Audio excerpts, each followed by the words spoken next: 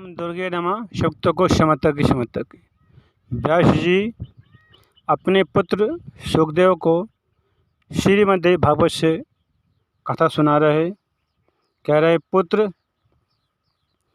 श्रीमद्देवी भागवत में 12 स्कंद हैं। यह पुराणों में 5 लक्षणों से युक्त है। मेरे विचार से यह पुराण सभी पुराणों का आभूषण है। हे पुत्र, जिस देव भागवत पुराण के सुनने मात्र से सत असत वस्तुओं का यथार्थ ज्ञान हो जाता है, उस देव भागवत पुराण को तुम पढ़ो। वैसी बोले, एक बार पिल्ले काल में बर वृक्ष के पत्ते पर शयन करते हुए बाल रूपधारी भगवान विष्णु पत्ते पर सोच रहे थे कि किस प्रयोजन से और किस दृश्य से मुझे बाल रूप में उत्पन्न किया है। इन सब विषयों का ज्ञान मुझे कैसे हो, इस प्रकार चिंतन कर रहे थे। भगवान विष्णु पत्ते पर शयन करते हुए महात्मा बाल मुकुंद से आदिशक्ति भगवती ने संपूर्ण अर्थ को प्रदान करने वाले ज्ञान को आधे श्लोक में ही इस प्रकार कहा। सर्वम खलबद मेदाहम न्यादस्ति सनातनम, अर्थात यह सब कुछ मैं ही हूँ और दूसरा कोई भी सनातन नहीं है। यह बात पहले भी भगवान विष्णु के हृदय में उत्पन्न हुई थी। इसलिए अब भगवान विष्णु सोचने लगे कि इस सत्य वचन का उच्चारण किसने किया है, यह कहने वाला कौन है, मैं कैसे जानूं, वह स्त्री है या पुरुष है।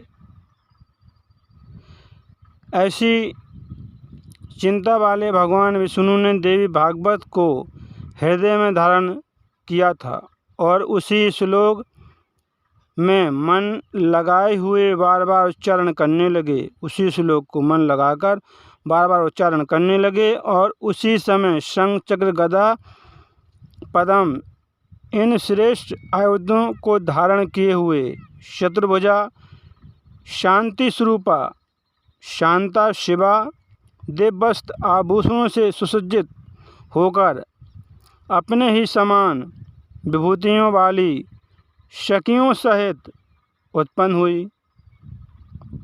सुंदर मुख वाली भगवती महालक्ष्मी परम तेजस्वी भगवान विष्णु के समक्ष मंद मंद मुस्कुराती हुई प्रकट हुई।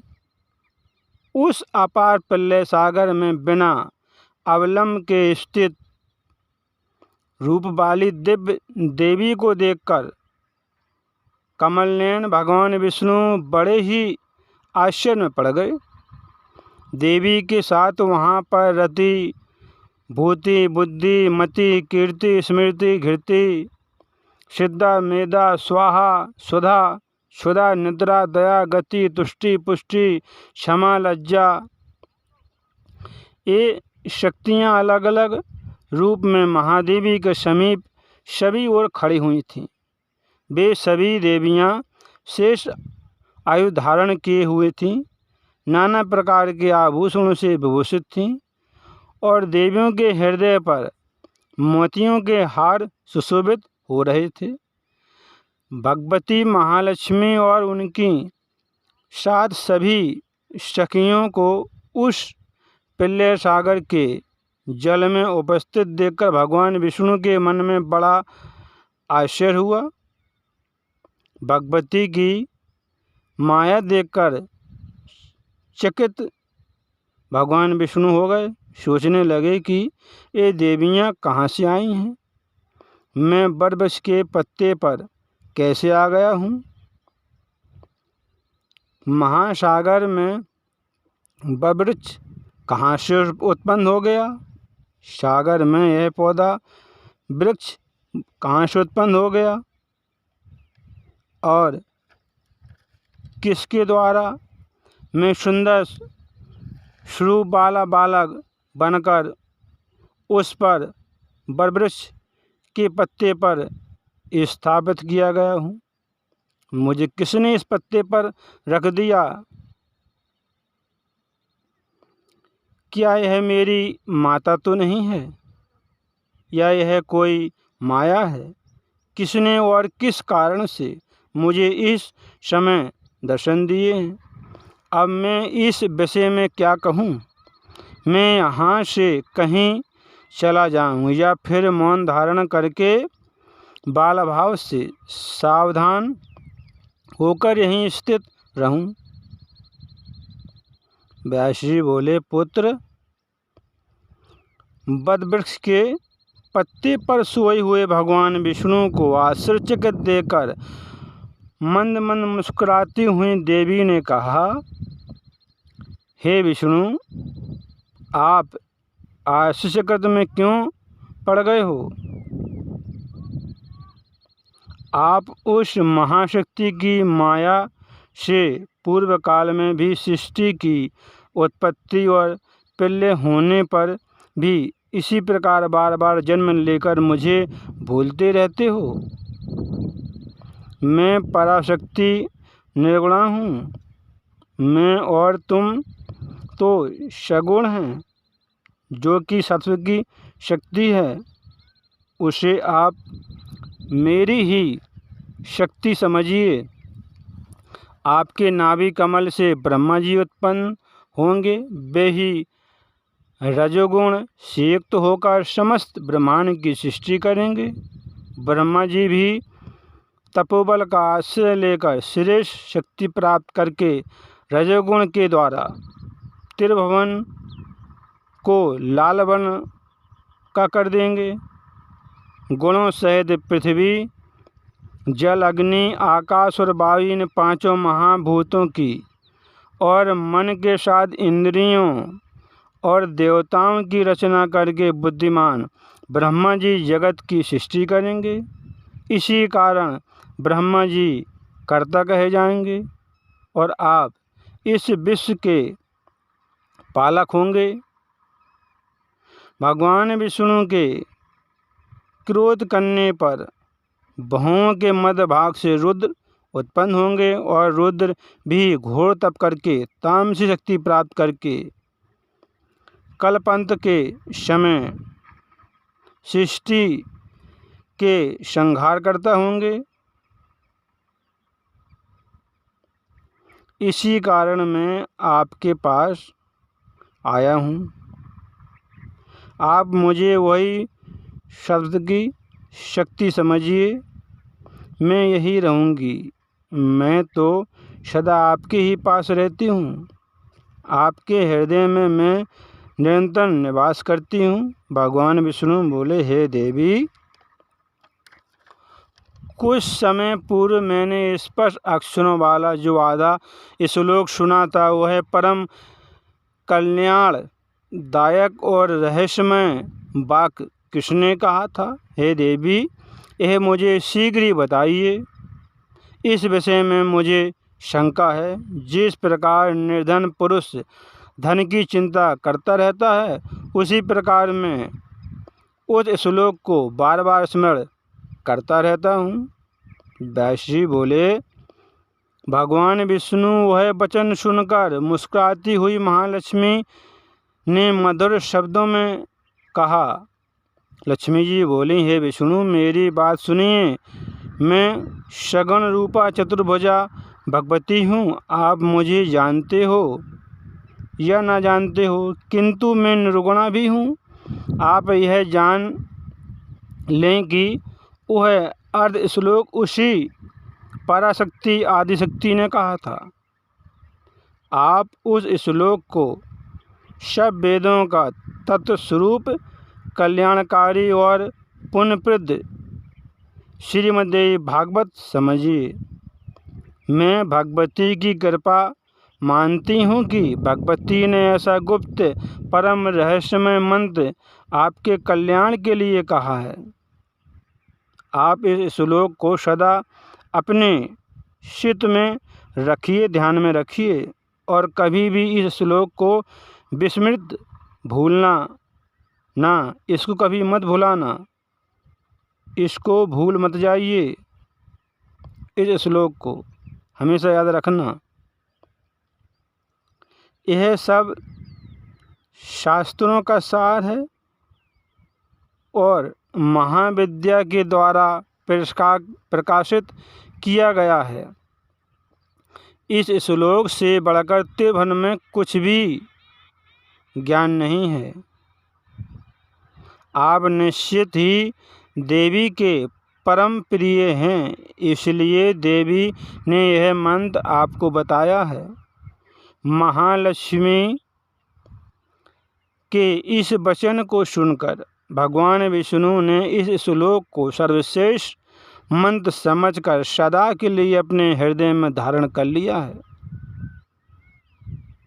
कुछ दिनों के बाद भगवान विष्णु के नाभि कमल से ब्रह्मा जी उत्पन्न हुए। दैत्यों के भय से डरकर भगवान विष्णु की शरण में आ गए। तब भगवान विष्णु ने भयंकर युद्ध करके 5000 वर्षों तक युद्ध करके देवी की कृपा से मधुकैटभ का वध कर दिया था।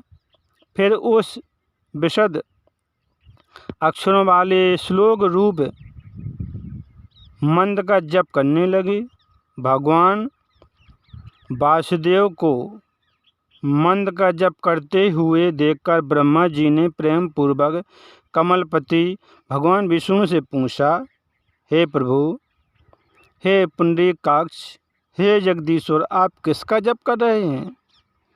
आपसे भी बढ़कर कोई दूसरा है जिसका आप ध्यान कर रहे हैं? आप इतने प्रसन्न हो रहे हैं, जिसका इतना ध्यान कर रहे हैं? भगवान विष्णु बोले, हे ब्रह्मा जी, विचार कीजिए कि आप में और मुझ में जो कल्याण कारिणी स्वरूपा शक्ति विद्यमान हैं, वे ही भगवती शिवा हैं। देवी के आधार पर ही महासागर में यह समस्त जगत ठहरा हुआ है। जो महाशक्ति साकार, असीम और सनातनी भगवती हैं, और यह समस्त जड़ चेतन संसार देवी के द्वारा रचा गया है। जो कुछ भी है सब देवी के द्वारा रचा गया है। जब देवी प्रसन्न होती हैं तब मनुष्यों के उद्धार के लिए वरदानी होती हैं, और जब देवी सनातनी महाविद्या हैं, संसार के बंधन और मुक्ति की कारण स्वरूपा हैं, और शक्ति ही सभी ईश्वरों की भी स्वामिनी है। मैं आप और समस्त संसार देवी की चेतन शक्ति से उत्पन्न हुए हैं। हे ब्रह्मा जी, इसे आप सत्य जानिए, इसमें कोई संदेह नहीं है। उन भगवती ने आधे श्लोक में ही जो कहा है वही वास्तविक श्रीमद् देवी भागवत है। द्वापर युग में श्रीमद् देवी भागवत का फिर से विस्तार होगा। भगवान विष्णु के नाभि कमल पर विराजमान ब्रह्मा जी ने उस देवी भागवत का संग्रह किया। इसके बाद ब्रह्मा जी ने अपने परम बुद्धिमान पुत्र नारद जी से इस देवी भागवत को कहा। फिर पूर्व काल में वही देवी भागवत देवर्षि नारद जी ने व्यास जी से कही, और फिर व्यास जी ने देवी भागवत को 12 स्कंदों में विस्तृत करके पूर्ण किया। वेद तुल्य 5 लक्षणों से युक्त और भगवती के उत्तम चरित्रों से ओतप्रोत इस श्रीमद् देवी भागवत पुराण को तुम पढ़ो। तत्व ज्ञान के रस से परिपूर्ण वेद का तत्व स्वरूप और धर्मशास्त्र के समान पुण्यप्रद यह देवी भागवत सभी पुराणों में सर्वश्रेष्ठ है। देवी भागवत वृत्तासुर वध की कथा, ब्रह्म विद्या का निधान और भवसागर से पार करने वाला है। हे पुत्र, तुम देवी भागवत को अवश्य पढ़ो। तुम अत्यंत बुद्धिमान और योग्य हो। देवी भागवत नामक पुराण पुण्यदायक है, पुण्यप्रद है। तुम इसे पढ़ो। बहुत ही सुंदर अद्भुत कथा थी। व्यास जी ने अपने पुत्र सुखदेव को एक कथा सुनाई थी कि सृष्टि की रचना कैसी हुई, और भगवान विष्णु क्षीर सागर में बरवृक्ष के पत्ते पर लेटे हुए थे, शयन कर रहे थे, तो सोच रहे थे मुझे किसने उत्पन्न किया, क्यों किया, मुझे यहाँ किसने लिटा दिया इस पत्ते पर, मैं कैसे यहाँ आ गया। भगवान विष्णु सोच रहे थे। बहुत ही अद्भुत कथा थी। व्यास जी ने अपने पुत्र को ज्ञान दिया, कथा सुनाई श्रीमद् देवी भागवत से। बहुत ही सुंदर, बहुत रोमांचकारी कथा थी। कथा को सुनते रहें, काम करते रहें और मैया का नाम जपते रहें। सब भक्तों को क्षमा माता की क्षमा।